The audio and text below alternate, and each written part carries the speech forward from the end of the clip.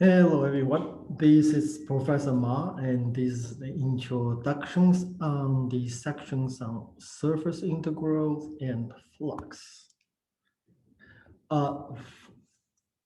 Previous sections on surface, we introduced surface integrals through the point of views. You have a surface, a very thin, that we call a lamina, it's very thin surface. And we have density on the surface at each point, and then we want to calculate the mass of the surface. And then we wind up with the applications of the surface integral ds. Okay, now we're going to do the same things. We're going to use the surface integral ds to talk about another problem, that is the so-called flux. That is, we want to calculate uh, calculate across a surface. Think of a flow, okay, and we call it that a flux, okay. And in all the discussions, what we're going to talk about, we're going to assume the flow is a static flow. What we meant by a steady flow is that it doesn't depend on time. That is, the flow is the same at each individual point in three-dimensional space we're talking about. So the way to think about it is when we turn the faucet, okay, and the water gush out, and after the water gush out for a while, then the flow become a constant, then they form a slight conical shapes, and then at each point inside, the flow at each locations stays the same, okay. And because that's the case, so the whole column of water look like it's not doing anything. It looks like a block of ice, burning ice, if you will. That's a steady flow. Okay. And we want to calculate in such a flow, we have a surface sits across, and how much is flow across that surface in a given unit of time. Okay, so all the flow in these discussions are assumed to be steady flow. So we want to calculate the amount of fluid flow across a surface at one unit of time, because we have to be careful the word across here, because the surfaces that, in order to talk about across, there must be two sides. There are surfaces we cannot define having two sides. It's impossible. The Mobius strips. We'll get to it. Okay. Well, first, we define a surface. It's orientable. That is, you can choose the directions for the surface, choose sides for the surface.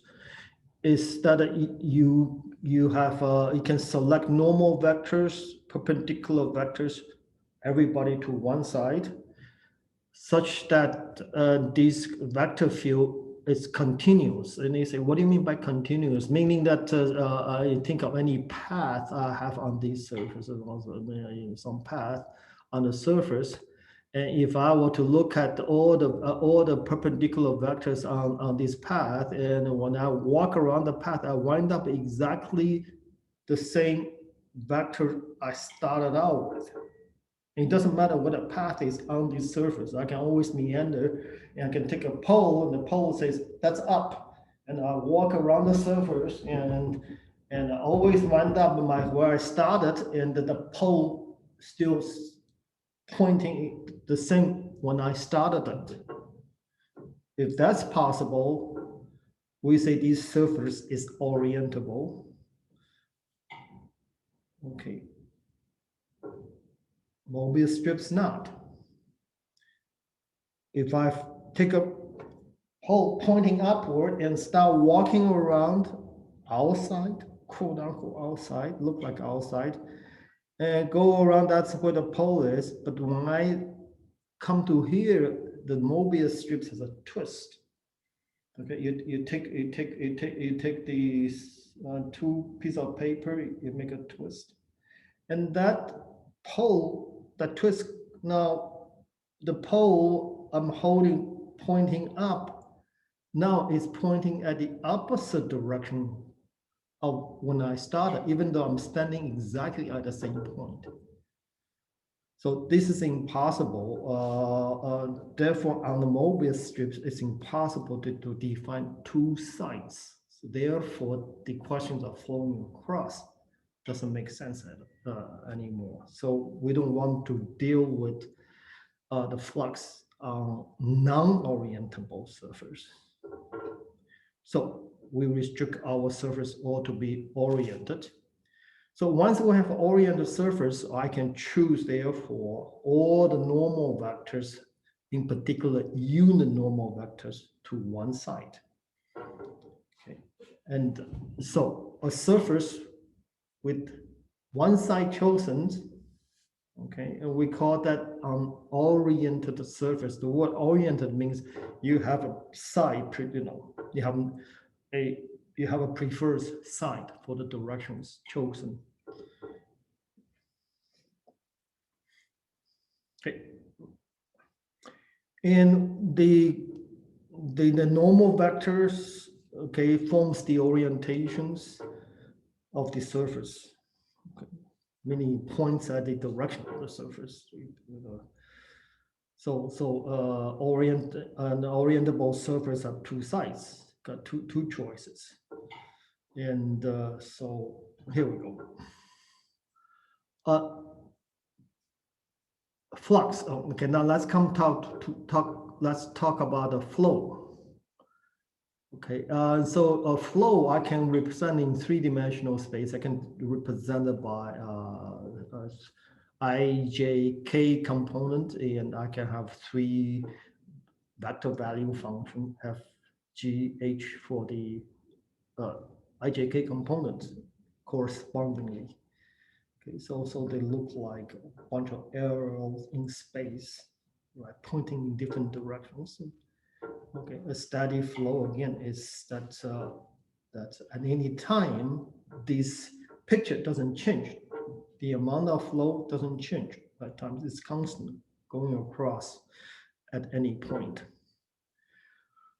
So I want to calculate now, put these two together, the surface with the orientations, with the chosen directions, plus a flow in three-dimensional space. Now we want to calculate how much is flow across the surface. Now, let's suppose the surface is now described by a functions in x and y.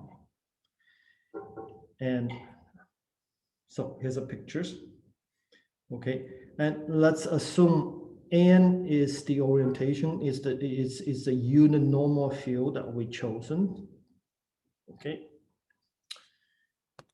and then there's a flow now in three-dimensional space, and the flow is defined by capital F. Okay, on a small patch, we can talk about the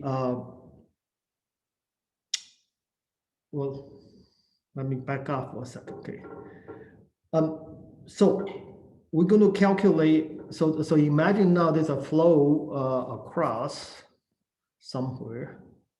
There's a flow in space. There's an F over here. Okay. We want to calculate how much flow is across this small patch of pi.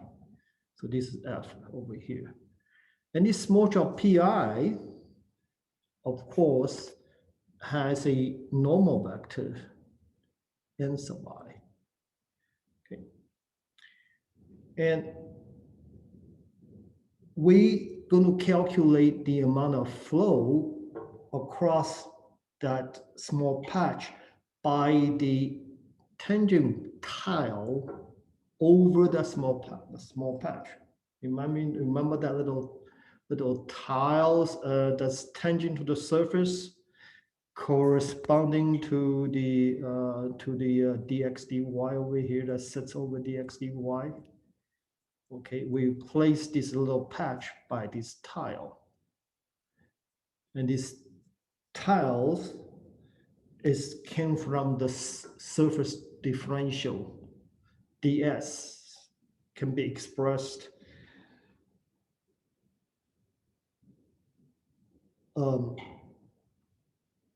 the area of this surface, okay, can be expressed in terms of the ds.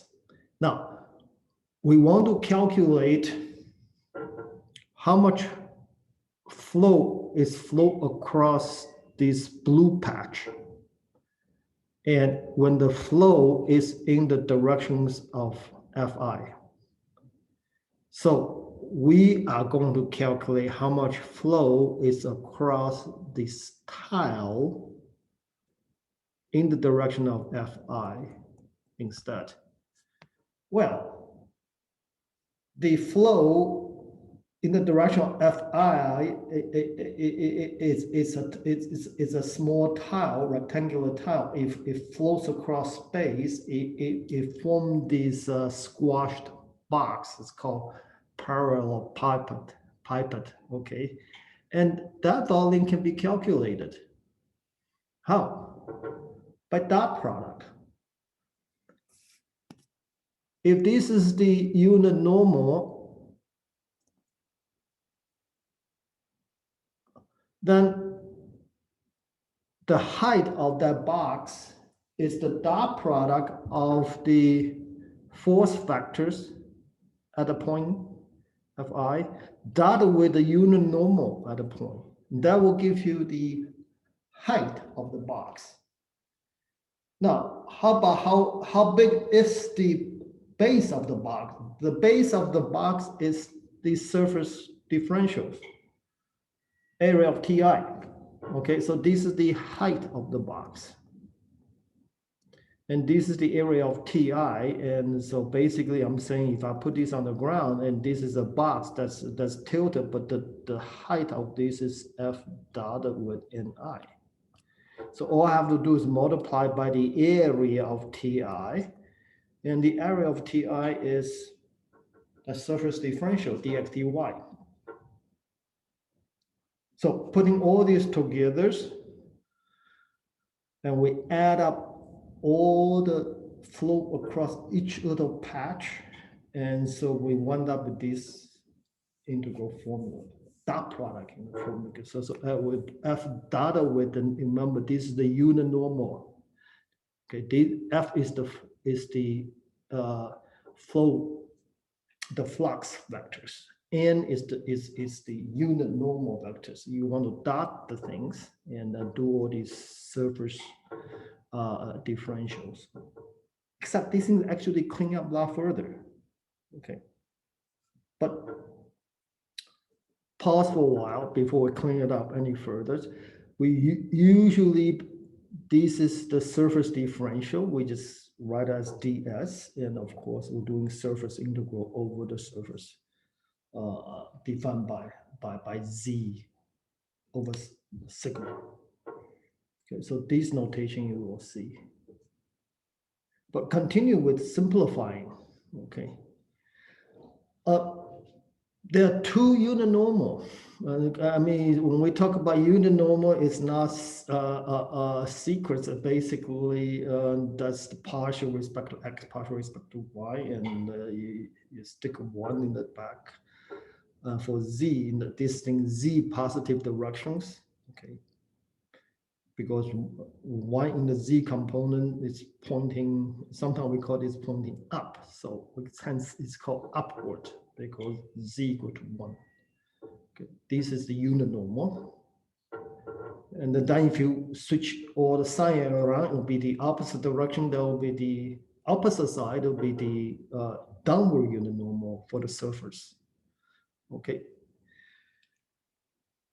And then, so if you, for instance, if I have the upward unit normal, then go back to this formula, you we can simplify even further because the norm of the length of the partial cancels out, and so we actually just wind up f dot with the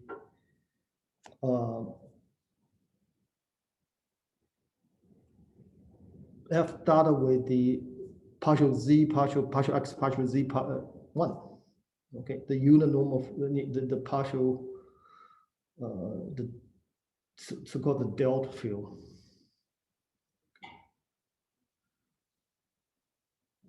Okay, so this is the formulas I'm talking about. So, for instance, okay, so the volume total, the total amount of flow in upward directions is given by simply this formula. F is the flow fields, and this, of course, is the normal vectors defined by the partials with a z equal to 1 pointing up, and you dot these two vector fields and integrate it over the domain R. If it's downward, then you change the sign for the partials. Okay. So let's go to one calculations. Okay. So we have a surface defined by x squared plus y squared, and that's a parabolic bow. Okay, below z equal to 1, so therefore it's only the bottom. Okay, so we have that surface, and we'll have these flow fields. There's no I components, okay, only the J components, Y, the K components is a constant 1. So the flow fields in this three-dimensional space and gives you some ideas how it flows. So we want to calculate the volume of the flow across the surface. Okay, downward unit. Okay, that means I want the z component to be -1. So we want to calculate the integrand. What's the integrand? In this case, f dot width, since it's going downwards, I want this -1 zx zy and integrate over r d. This is downward. Okay.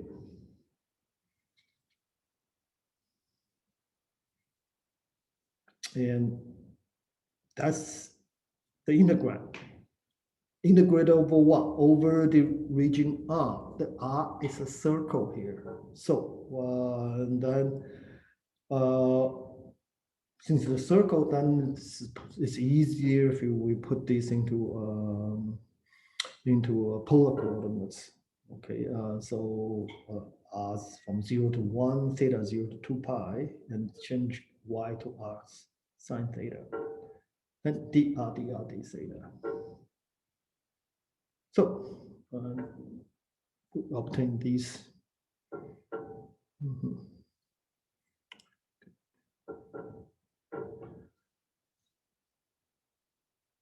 Here is a problem that comes in 3 parts.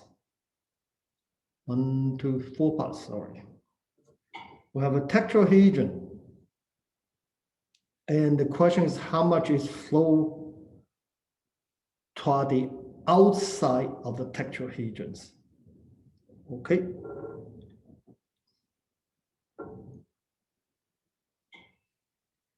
So the orientation is outward. Okay. So the question is, given this float field, what's the total outward, quote unquote, outward flow? Okay. And this is where the outward, you have to use the word outward to define which directions you are flowing. So there are 4 surfaces over here. Okay. Depending on which direction they are flowing, and you have different normal the partial that you have to calculate with respect to different directions you are flowing. And this is where, let me go back up to slide.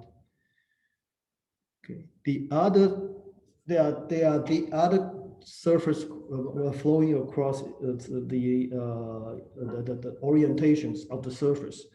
This the one that flows across in the positive y directions. Then you will use this as the partials, and you have to switch all the variable around. You have to calculate partial y with respect to x, respect to z, and with the chosen normal fields, the surface as this as a normal, and do the dot product in in these directions, and this is the positive y direction. If it's a negative y directions, you change the signs around. Similarly, in the x directions, okay, I guess you can say it's right and left, front and back, but it depends on how you draw your x, y, and sometimes x is front and back. So hence we orient these the directions of the surface in positive, negative of the axis directions. Okay, of the direction of the axis. So in the positive x direction and the negative x direction. Positive x direction, you will have partial respect to yz, and then the x variable is positive, pointing the same as the x directions, positive direction, then positive direction of the x, and the negative x direction pointing the same as the negative directions of the x. And these, you have to apply them to this different orientation, to this problem.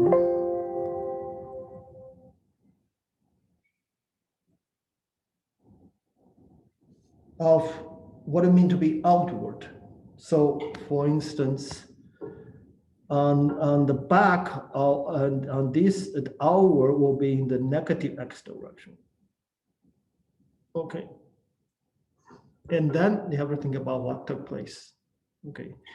Most of this come out with 0. So I'll let you to read through this example and orient yourself the outward direction correctly with the specific dot product.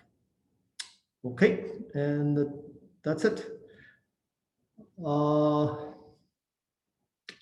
Bye-bye.